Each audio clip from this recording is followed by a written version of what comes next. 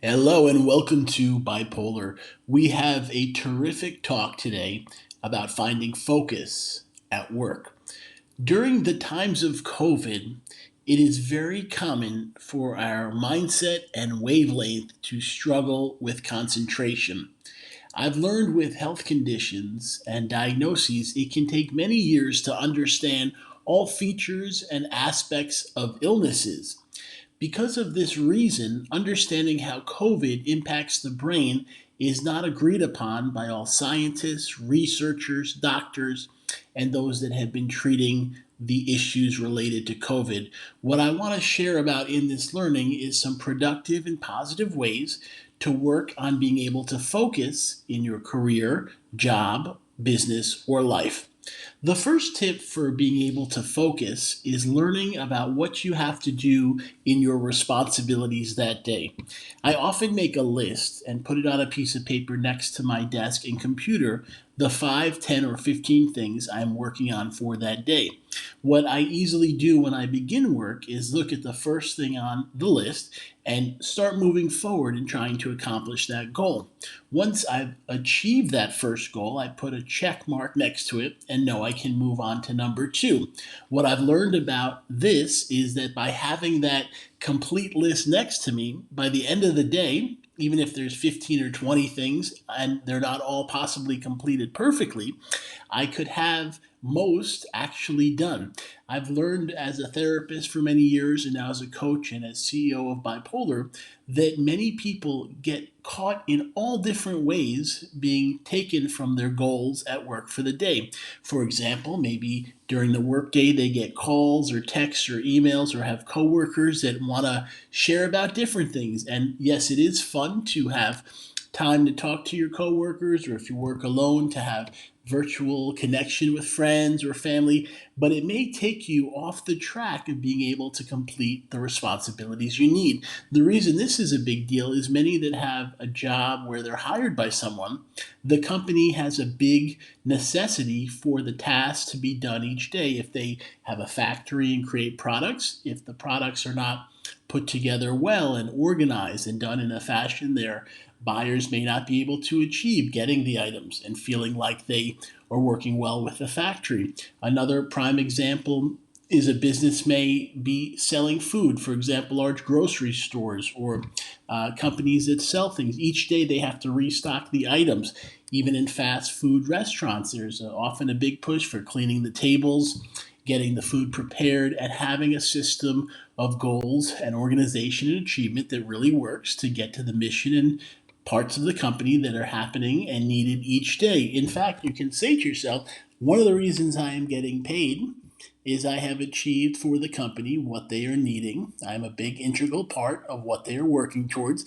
And when I set these goals and actually do them, my day, week, month, and performance gets better, and I have a longer chance of working for the business as stocks maybe get tighter and jobs are not always as easy. Doing your best and being able to achieve those tasks makes it more likely that you can have the position. In fact, I've seen in numerous companies when someone is achieving their goals and having a good attitude, they often move up, maybe to a management position or a higher level within the company, earning a greater salary and having a long term outlook that's successful. One of the other parts of being able to achieve your goals and having focus is to say to yourself, I can reset. Our minds often work that we get thoughts that come into our brain and we have to process what we are learning and thinking about. Let's say you are in a place where you're putting together boxes and you're trying to do a certain amount. You may get a thought that could be about anything. It could be as simple as, hey, I'd like to go get ice cream on my break, or I want to take a walk when it's lunch and go over to that little cafe that has coffee and sandwiches, or I'm thinking maybe after work I'm going to go to the gym and do some exercise, or I don't know, maybe I want to call a friend. We can get all these ideas and thoughts in our head, which are not negative, because it is important to focus on yourself, on your life, on your free time, to actually achieve things that improve and make you happy. That's one of the reasons you work, to have the success and achievement you're hoping for. But what I found in even talking with therapy patients is often they are thinking about it over and over instead of saying to yourself, hey, I want to go to the cafe on 3rd Street at noon for my lunch break. They think about it over and over, and it takes away their focus and concentration on the job. And what I share with them, and now with you, write on another piece of paper what you want to do, which might say, hey, 12 o'clock is lunch. I'm going over to the cafe on 3rd Street. I'll be there from 12:10. It might take me 10 minutes to get there. I'm going to spend 30 minutes there, and at 12:40 I'll return. And by 12:50 I'll be back for my 1 o'clock beginning. So by putting that down quickly, I'm going to leave at 12 and be back at 12:40 at the 3rd Street. You've gotten the idea, the spark of what you want. It's still there. You didn't lose it, but you are not going into a repetitive feeling of trying over and over to lose your focus and not do as good with the actual activities you want. One other tip for focus is often at free time having things that help you learn. So listening to music is something that's beautiful. I do that often, listen to songs or things that help my brain and ears connect with sound. But you may also do something where you listen to speakers, people that have knowledge, lesson, and tools to help you. Because when our brain is continually adapting and learning, we are able to listen, focus, and control the thought process within our brain. So by doing that and spending some of your free time, even if it's 30 minutes a few times a week, you're learning how your inner thought process works. Another thing about focus is sometimes there's a fear that comes up. For example, maybe you have a bill that's due and it's before payday and you're fearful how you're going to pay the bill. It might be in a day or two that you owe it, and it could interact maybe keeping your cell phone on or keeping your internet bill paid or your rent or something like this. And these are very big things. I will not negate that many of the necessities are a big part of your life. But focusing on them over and over will not resolve the issue and make it better. It may actually help you to lose your job and to not be focused and productive. So what I share is, again, get that paper and say, hey, it is the 12th, and on the 15th, I owe my rent.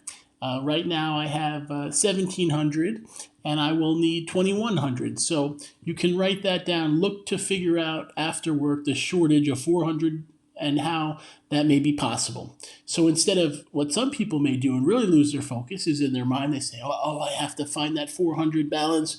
I don't know what I should do. If I call my friend, they may not want to borrow or loan me money. If I call a relative, they may be nasty and call me unresourceful with funds. If I try to get a loan, I may be denied. You can go on this tangent in your mind over and over and really harm your ability to focus and be productive on the job. So the best way to not do that is put it down and then say to yourself, I'm going to have positive affirmations that allow me to feel better, to stay calmer. This may be in my own journey of learning affirmations. I wrote a book for a top company that is one of the innovators in affirmations. And I learned to say 3 to myself every day. I feel wonderful. I feel terrific. I feel healthy. I'll say them again. I feel wonderful. I feel terrific. I feel healthy. And what I learned over many months is I trained myself to say them several times a day while doing mirror work and looking in the mirror, and I began to do that. So if I'm scared about something or nervous or facing different emotions that I don't like, I say that to myself in my mind. I feel wonderful. I feel terrific. I feel healthy. And what I've learned, and you maybe want to get a book on affirmations or focus on that, when you do that, you can do that at work. You're worried about a bill or worried about a situation. You write down the goal of what you have to actually achieve with that situation, and then you have those affirmations where you maybe say, I feel calm. I'm going to work out all situations. I'm going to do my best on my job. When you do that, you restart the mind to calm down and let you focus. Now, by putting all this together, it gives you an asset or arsenal of ways to handle the real stress that happens in our lives. And I know for so many during COVID, there's been a maximum amount of stress, anxiety, and pressure. That has been hard. There are so many real realities. Even those working at home, they have to deal with, like in my life, I have my dog. So I had a meeting and the dog started barking. So how do I handle that and refocus after calming him? Maybe you have kids and sometimes they're home when you're trying to do your work, even if you have a private room, or even in the evening you have things you're trying to do and it's hard. Working on focus is one of the best paths forward. And when you develop these skills, It's something you can brush up on, but eventually you get to master them and you feel happier and healthier and more connected to being able to do your job, getting your things done, and feeling confident that the focus is something you are somewhat in control of. And much of that focus is learning to help your mind heal, find happiness, and to be healthier. So I want to share this as a beginning discussion, but I think there will be many more educational talks that I can share and lessons on how focus and mindset really impact the ability to do the work, to be successful, and find better outcomes. I thank you for listening. It's been about almost 11 minutes here. And I find that learning and life go together.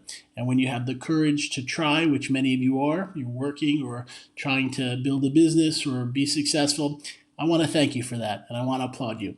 I hope you'll check out the rest of our education here on bipolar at bipolaronline.com. And I want to once again tell you that it's been wonderful to share this with you. And I thank you very much for taking this time to be with me.